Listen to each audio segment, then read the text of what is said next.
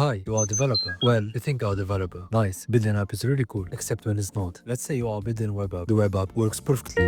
Oh, it's not working. What? Yeah, it's not working. But it works on my machine. This have happened since the beginning of technology.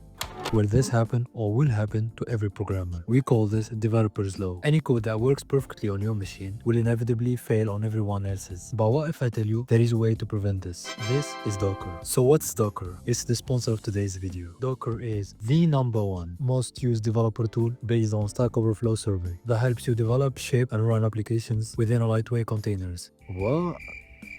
So Docker is pretty simple and something you should know. Raslan, why should we know Docker? Because a lot of tech companies use it, obviously because it makes development and deployment easier. Plus there is a lot of jobs that demands it, which means learning Docker will make you money. So what makes Docker so good? Docker essentially allows us to package our code. So imagine Docker like a Lunchable, and your Lunchable has your trash code and your overdated dependencies, your environment settings, and everything else you need to run your trash code. You can bring your Lunchable everywhere, and you can give it to anyone at school, at work, and you can let your friends have it. No matter where, who uses it, it works. So basically, Docker make it easier to run your code on any computer because you have anything you need to run your code. You don't have to install anything, Docker will do it for you. That makes sense. So how does Docker do that? So Docker does this with two very important concepts, images and containers. Everything revolves on two of these concepts, so don't ever forget them. So think of the images as a recipe. It contains all the ingredients and instructions. It means Docker image contains all the technology that we need, runtimes, and all these tools to run our specific code. Now we need something that actually run the code. This is where the containers come in. The container is like the actual meal. It gets made from the recipe. Now the cool part about containers is with one image we can create multiple containers instance.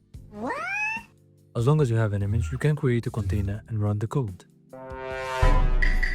You want proof? Here's me running a Docker image that contains Doom. Yes, Doom, the actual game. This is what makes Docker amazing. It allows us to simplify the process of sharing code. You no longer need to do a tedious process, like installing all these tools and making all this configuration to run them codes. All you need to do is run one Docker command and it will do it for you. I simplified this explanation a lot, because a lot of you have a short attention span than a goldfish. So if you are a nerd and want to learn more about Docker, wait for the next video because I will show you how to Dockerize your application. See you in the next video.